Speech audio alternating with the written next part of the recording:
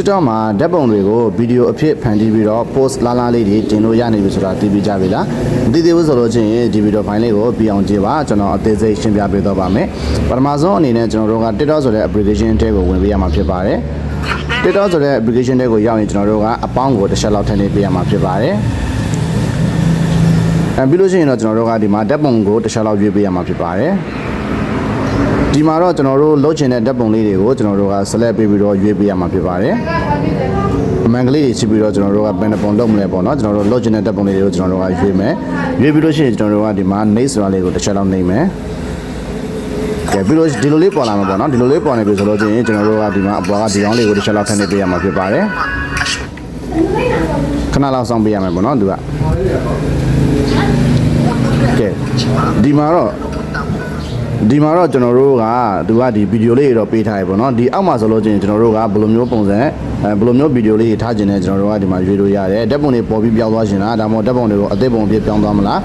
ကျွန်တော်တို့ကဒီမှာကိုလိုချင်တဲ့ thumbnail လေးကိုဒီအောက်မှာကျွန်တော်တို့ကရွေးပြီးလို့ရရပေါ့နော်ကျွန်တော်တို့ရွေးပြီးတော့ပြီဆိုလို့ချင်းကျွန်တော်တို့ကဒီအပေါ်မှာလည်းကျွန်တော်တို့ထားခြင်းတဲ့သချင်းကိုကျွန်တော်တို့ကရွေးလို့ရရပေါ့နော်ကဲသချင်းကိုရွေးလို့ရတယ်ကျွန်တော်တို့အောက်မှာ thumbnail လေးတွေကျွန်တော်တို့ကပြောင်းပြီးတော့ပြီဆိုလို့ချင်းကျွန်တော်တို့ကစာတန်းထိုးခြင်းနဲ့ဆိုရင်လည်းစာရေးထားခြင်းဆိုရင်လည်းကျွန်တော်တို့ကဒီမှာစာရေးလို့ရရပေါ့နော်ဒီမှာ test ပါတယ်ကျွန်တော်တို့ကစာရေးထားလို့ရရပေါ့နော်โอเคစာမေးတော့ဒီတိုင်းပဲတင်မယ်ဆိုလို့ချင်းကျွန်တော်တို့ကဒီမှာ next ဆိုတာလေးကိုတစ်ချက်လောက်ထည့်နေမယ်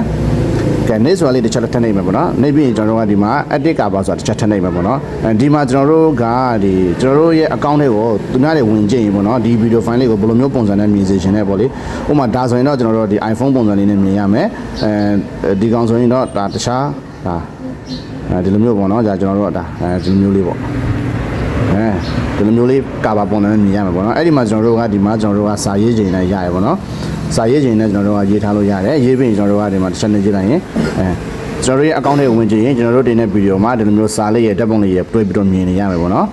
ကဲကျွန်တော်တို့အကုန်လုံးပြင်ဆင်ပြီးသွားပြီဆိုရင်ကျွန်တော်တို့က SAV save ဆိုတာလေးကိုနှိပ်မယ်နှိပ်ပြီးလို့ရှိရင်ကျွန်တော်တို့ကဒီမှာ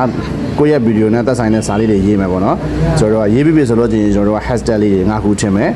hashtag လေးတွေကတော့ကျွန်တော်တို့ရဲ့ဗီဒီယိုကိုလူတွေရှာတဲ့ချိန်မှာအလွယ်တကူတွေ့နိုင်ဖို့ပေါ့လေနော်ကျွန်တော်တို့က ကျွန်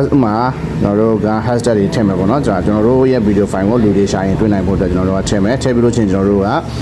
ဒါဒီအကုန်လုံးပြင်ဆင်ပြီးတော့ပြီဆိုရင်တော့ကျွန်တော်တို့ကဒီ post ကိုနှိပ်လိုက်ရင်တင်ပြီပေါ့နော် okay အားလုံးပဲနားလည်မယ်လို့ညွှန်လင်းပါတယ်အားလုံးကိုကျေးဇူးတင်ပါတယ်ခင်ဗျာကျွန်တော်က Mobile City ကစုံမတမန်ဖြစ်ပါတယ်